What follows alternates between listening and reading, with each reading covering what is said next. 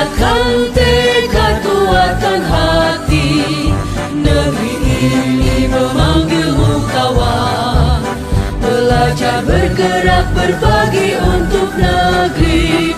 Guru penggerak majukan pendidikan. Guru penggerak menghamba pada murid.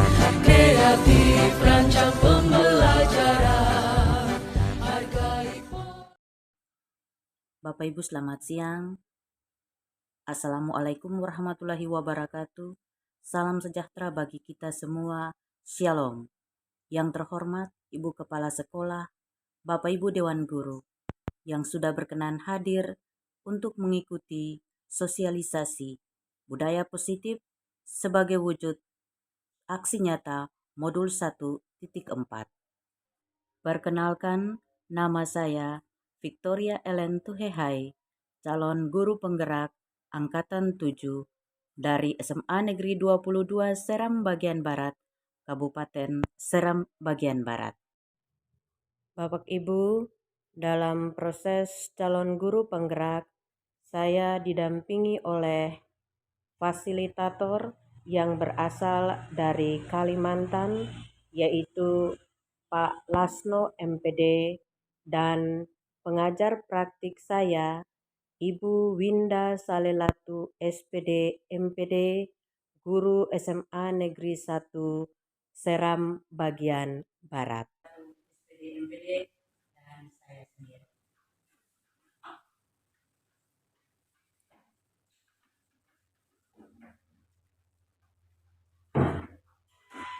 Tujuan khusus untuk memperkenalkan budaya positif yaitu 1. Menjelaskan budaya positif berdasarkan konsep perubahan paradigma, stimulus respon, teori kontrol, serta nilai-nilai universal.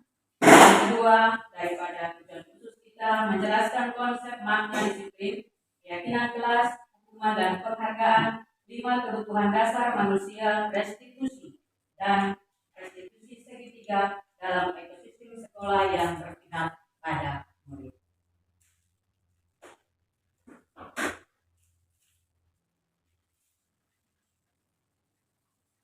Bapak Ibu, sama-sama kita tahu bahwa tujuan pendidikan nasional yang tercantum dalam Undang-Undang RI Nomor 20 Tahun 2023, yaitu pendidikan adalah usaha sadar dan terencana untuk mewujudkan suasana belajar dan proses pembelajaran agar peserta didik secara aktif mengembangkan potensi dirinya untuk memiliki kekuatan spiritual, keagamaan, pengendalian diri, kepribadian, kecerdasan, akhlak mulia, serta keterampilan yang diperlukan dirinya, masyarakat, bangsa, dan negara.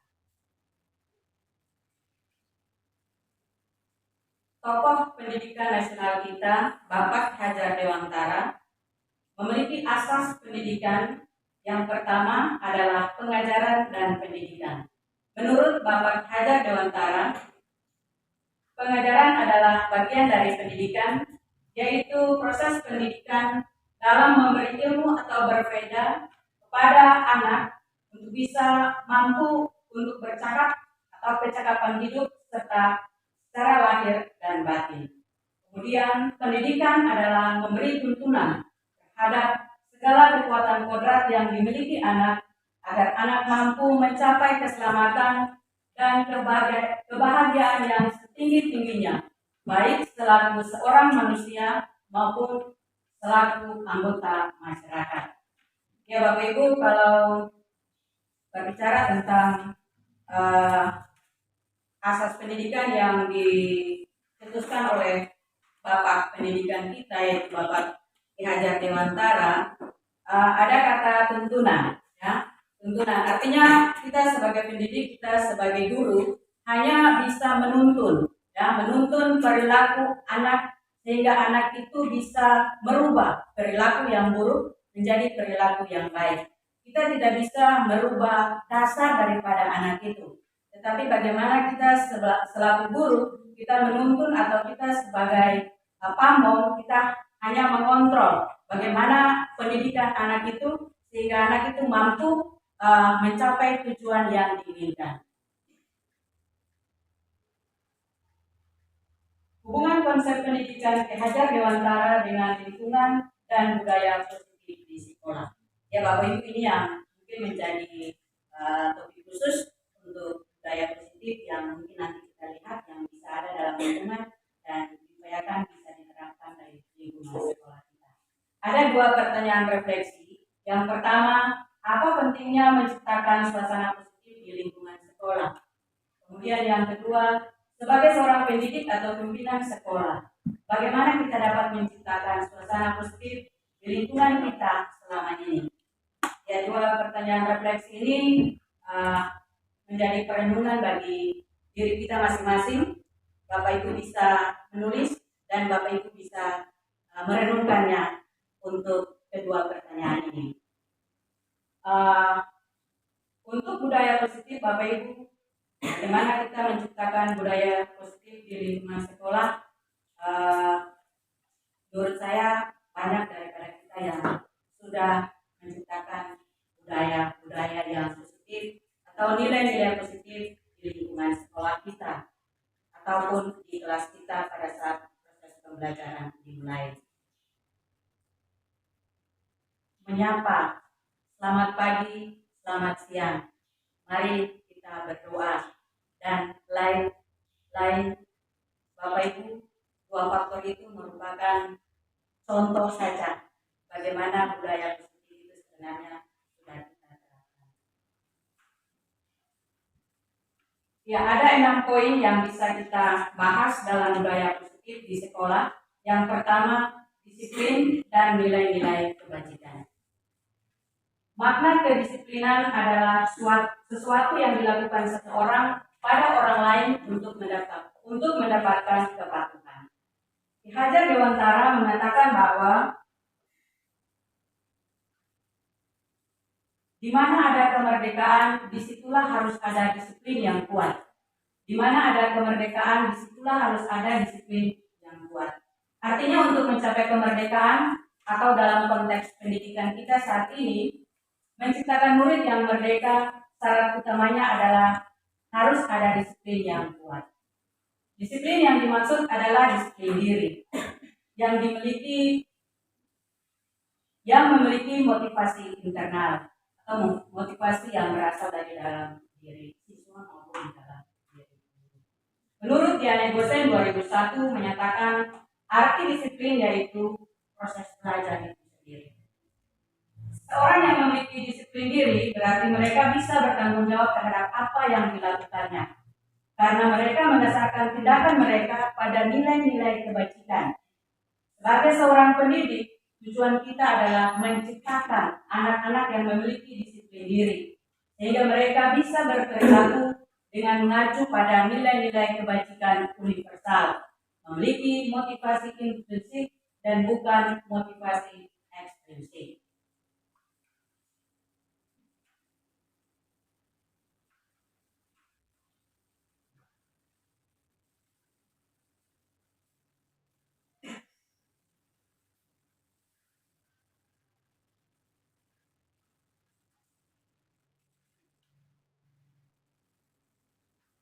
Yang kedua, Bapak Ibu, adalah nilai-nilai kebajikan.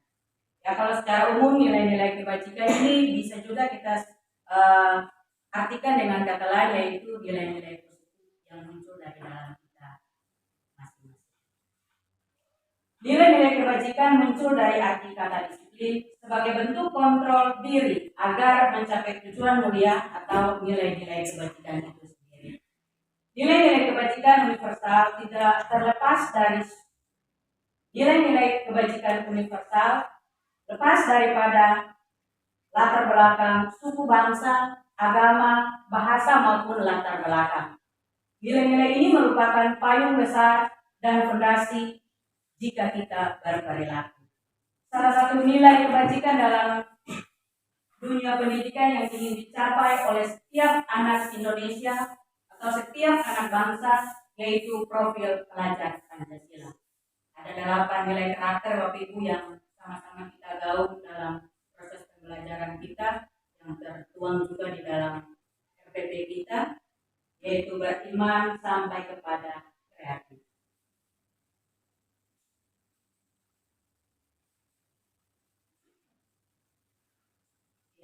Nilai budaya positif yang kedua adalah 3 motivasi perilaku manusia yang diperkenalkan oleh Janet Bosen.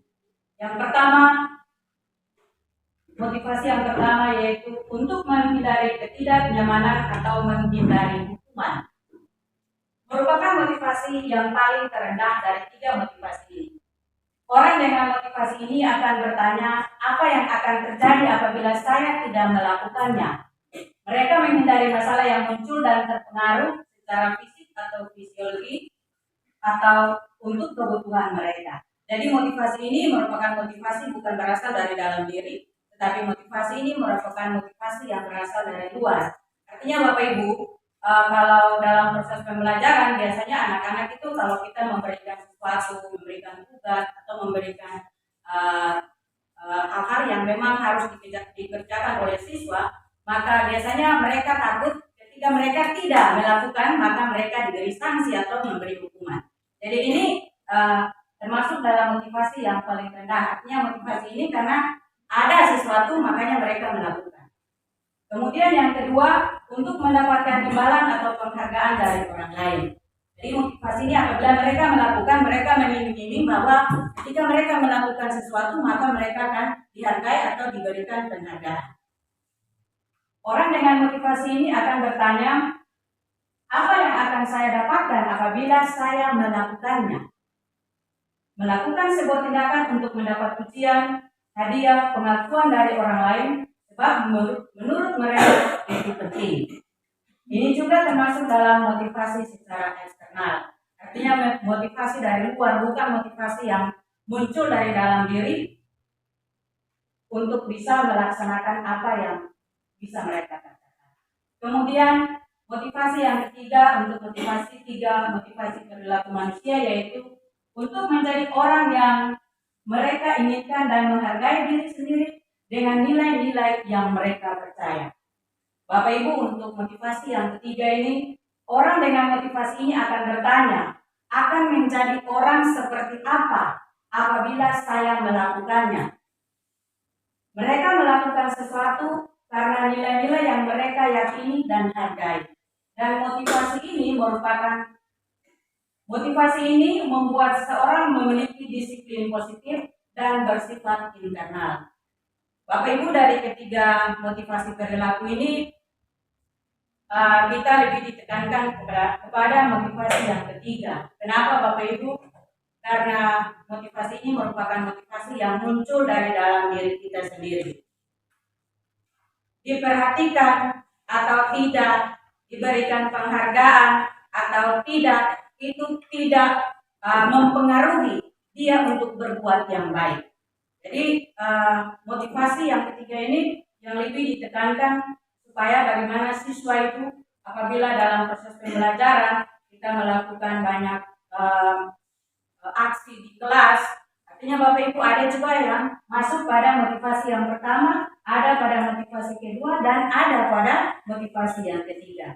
Tapi bagaimana kita sebagai guru bisa memberikan gambaran supaya anak-anak ini ketika mereka melakukan atau mengerjakan sesuatu memang betul-betul itu terlahir dari dalam diri mereka bahwa apa yang mereka lakukan itu merupakan sesuatu yang baik bagi kehidupan mereka ke depan. Karena motivasi yang ketiga ini merupakan motivasi yang berjangka panjang.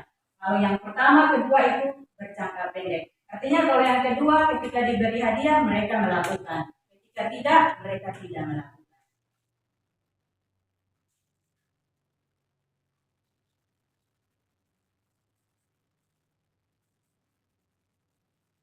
Budaya positif yang ketiga Bapak Ibu adalah keyakinan kelas. Keyakinan kelas adalah sesuatu yang diyakini bersama yang berasal dari penyatuan pikiran untuk menilai nilai-nilai kebaikan yang diturunkan di kelas. Keyakinan kelas ini dibentuk berdasarkan keinginan adanya disiplin positif yang nantinya digunakan untuk membangun budaya positif di sekolah. Semangat membangun keyakinan kelas ini seiring dengan tujuan akhir, yaitu pendidikan yang berorientasi pada profil pelajar Pancasila. Untuk mencapai terbentuknya budaya positif, maka harus dicapai terlebih dahulu disiplin positif. Bapak Ibu, disiplin positif ini yang tadi sebelumnya kita sudah bicara, yaitu berawal dari disiplin diri. Ketika kita mampu mendisiplinkan diri, berarti kita sudah mampu untuk melakukan tindakan-tindakan yang positif. Tetapi jika kita tidak mampu mendisiplinkan diri, berarti kita ingin orang lain untuk mendisiplinkan kita. Itu risiko yang harus kita lihat. Jadi Bapak Ibu, keyakinan kelas mungkin Bapak Ibu sudah melakukannya di kelas masing-masing. Tinggal bagaimana kita terus untuk mengembangkan nilai-nilai positif bagi anak-anak. Yang keempat, Bapak Ibu, adalah kebutuhan dasar manusia. Kebutuhan dasar manusia ini ada 5, Bapak Ibu. Kebutuhan dasar manusia menurut Dr. William Glasser yang bisa kita baca dalam teori kontrol. Menurutnya bahwa seluruh tindakan manusia atau manusia melakukan suatu tindakan itu memiliki tujuan tertentu. Yang pertama kita lihat kebutuhan dasar manusia, yaitu kebutuhan untuk bertahan hidup. Kebutuhan bertahan hidup merupakan kebutuhan yang bersifat fisiologis untuk bertahan hidup, misalnya kesehatan, rumah, dan makanan. Artinya kalau kita tidak sehat, artinya jika kita tidak bernaung pada suatu tempat yang nyaman, kemudian apabila kita tidak makan, itu menjadi masalah. Nah, kebutuhan kita tidak terpenuhi. Jadi itu satu kebutuhan, yaitu kebutuhan bertahan hidup. Kita hidup berarti kita harus memenuhi kita punya kebutuhan 1, 2, 3.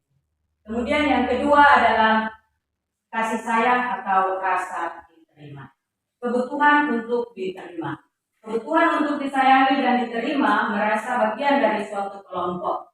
Teman bisa, keluarga bisa, atau pasangan hidup.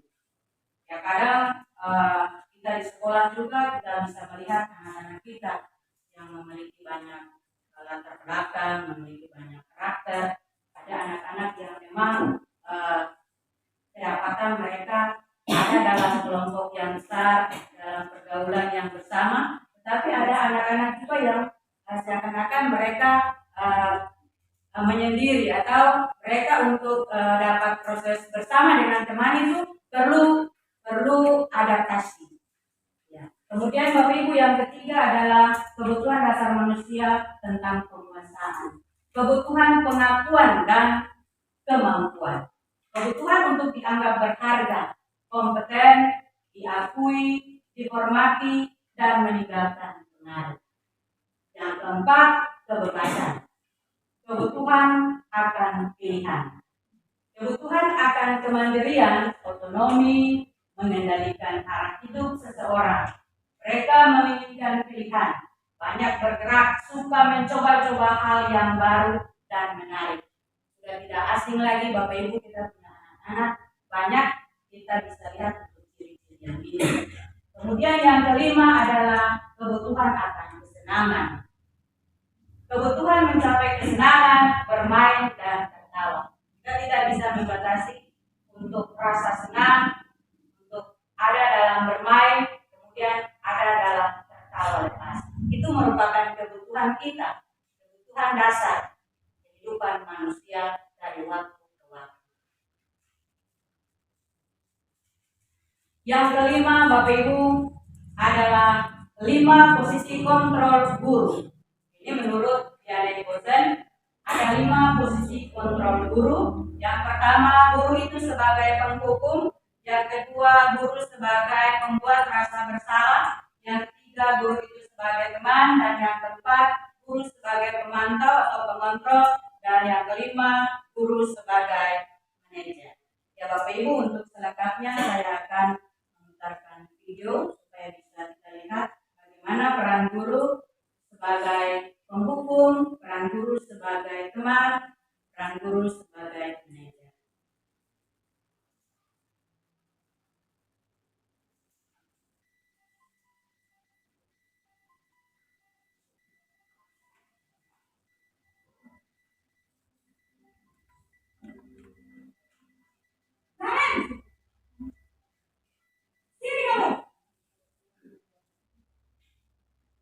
Ibu.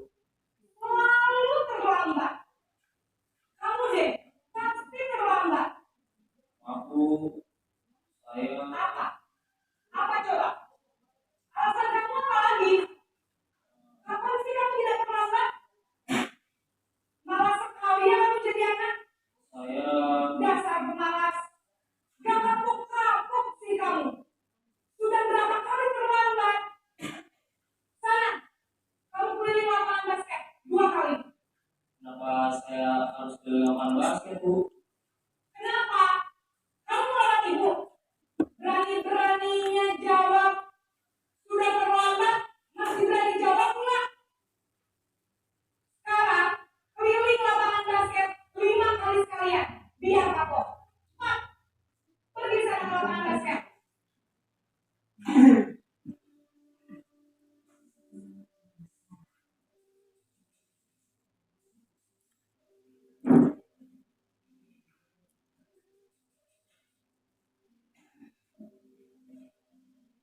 Naren,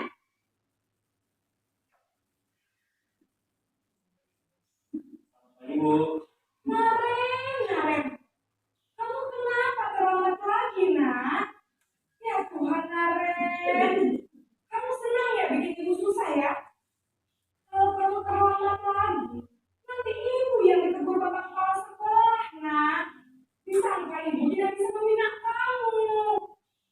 Duh, gimana ini? maaf Bu, Duh, Gusti Naren. Kamu suka ya kalau ibu ditegur bapak kepala sekolah? Terus, sekarang ibu harus tulis apa yang di buku absen? Ini kamu sudah sering terlambat loh. Ibu harus apa coba? maaf Bu, maaf sekali. Ya sudah, lain kali jangan bikin ibu susah lagi ya nak ya. Ibu tidak akan kuat lagi kalau kamu begini terus. Bisa jantungan kalau ibu ditegur bapak kepala sekolah. Sekarang cepat kelas. Maaf ya Bu, maaf sekali. Posisi membuat rasa bersalah, berbicara dengan nada tenang.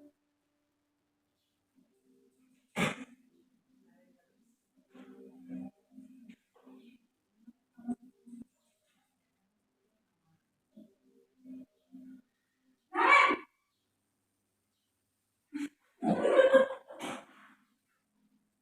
Ibu, wah, sudah jam berapa ini nak? Selamat pagi ya sayang. iya Bu, habis ibu saya lupa bangunkan saya Bu. Kamu malah menyalahkan ibu kamu. Kamu bukannya anak yang larinya paling kencang. Kok terlambat sih? Iya Bu, saya memang terlambat bangun tadi. Jadi biarpun saya lari kencang, tetap nggak kekejar Bu. Ya sudah sana. Nanti lain kali larinya lebih kencang lagi ya. Biar gak terlambat lagi. Bikin senang ibu. Demi ibu. Bisa kan? Bisa lah Bu. Ya sudah sana masuk kelas. Ibu beresin urusan absen kamu. Kamu ini ada-ada saja.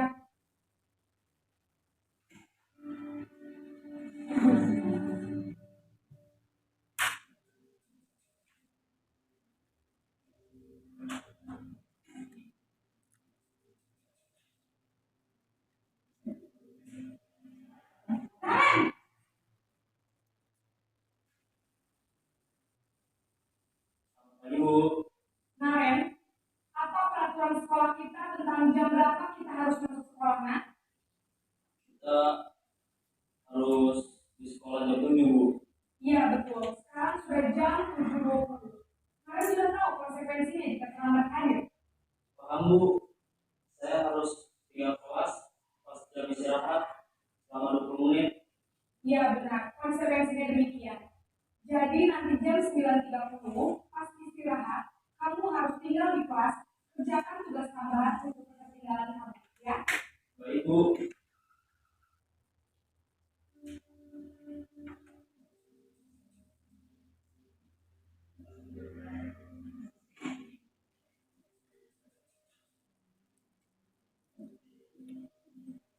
Naren, Lalu Selamat pagi Naren. aku saya terlambat. Iya, sekolah masuknya jam 7, sekarang sudah jam 7.20. Jadi sekarang bagaimana nih Naren? Aku saya lupa salam saya semalam. Baiklah, menurut kamu, keyakinan sekolah yang mana yang harus kamu meningkatkan? Menghargai diri sendiri dan orang lain mungkin ya, Bu. Setuju. Jadi, apakah Naren meyakini prinsip saling menghormati tersebut? Ya Bu, saya meyakininya. Apakah Naren bersedia memperbaiki masalah keterlambatan ini? Sedia Bu. Bagaimana kamu akan memperbaiki masalah keterlambatan ini? Saya mencoba untuk tidak lupa menyetel alarm saya Bu. Baik, kalau Naren mau minta alarm di rumah, ada orang yang kira-kira bisa bantu mengingatkan tidak? Ada Bu, kata saya, Kak Emma. Ada lagi selain Kak Emma? Selain Kak Emma, ada ibu saya. Baik, jadi yang mengingatkan Naren adalah Kak Emma dan Emma ya. Kira-kira akan mulai alarm kapan Naren? Setelah pulang sekolah, akan segera saya lakukan. Baik, jadi Naren akan setel alarm untuk bangun besok pagi dan akan diingatkan oleh kakak dan ibu dan Naren ya. Ada lagi yang mungkin perlu dilakukan Naren agar tidak terlambat bangun lagi. Tidak ada Bu. Baik Naren, terima kasih untuk kerjasama kamu. Sekarang kamu boleh kembali ke kelas untuk belajar. Baik Bu, terima kasih.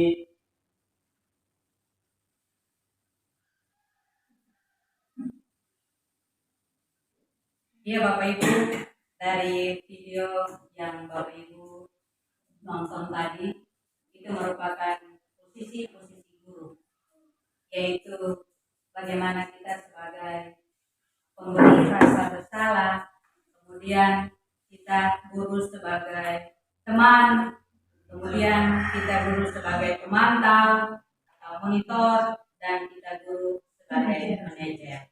Dari 5 video tadi, Bapak Ibu bisa melihat cara berbicara, kata-kata, kemudian mimik antara guru dan Naren itu berbeda dari satu posisi kontrol ke satu posisi kontrol.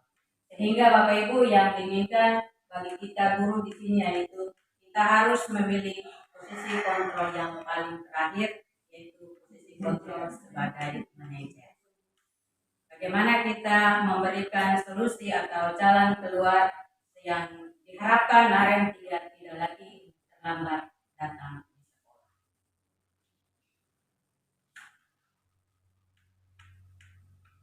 Ya, yang terakhir Bapak Ibu posisi kontrol yang terakhir budaya positif yaitu restitusi segitiga. Bapak Ibu, restitusi adalah proses menciptakan kondisi bagi murid untuk memperbaiki kesalahan mereka, sehingga mereka bisa kembali pada kelompok mereka dengan karakter yang lebih kuat. Restitusi membantu murid menjadi lebih memiliki tujuan, disiplin positif, dan memulihkan dirinya setelah berbuat salah. Tadi di video Bapak Ibu sangat jelas karena di situ merupakan posisi kontrol guru yang dalamnya sudah ada pendekatan segitiga. Restitusi merupakan proses kolaborasi yang mengajak siswa untuk mencari solusi dari masalah yang dihadapinya. Siswa diajak berpikir tentang orang seperti apa yang mereka inginkan dan bagaimana mereka harus memperlakukan orang lain. Orang lain yaitu guru yang tadi sebagai piket maupun teman-teman yang sudah mendahulunya masuk tepat waktu.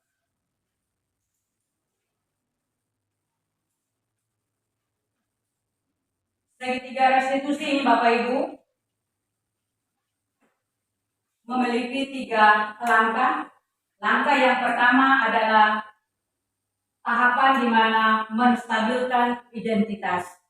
Kalau siswa bersalah atau siswa melakukan kesalahan, maka kita melakukan atau kita menyelesaikan masalah dengan segitiga restitusi, langkah pertama yaitu menstabilkan identitas siswa.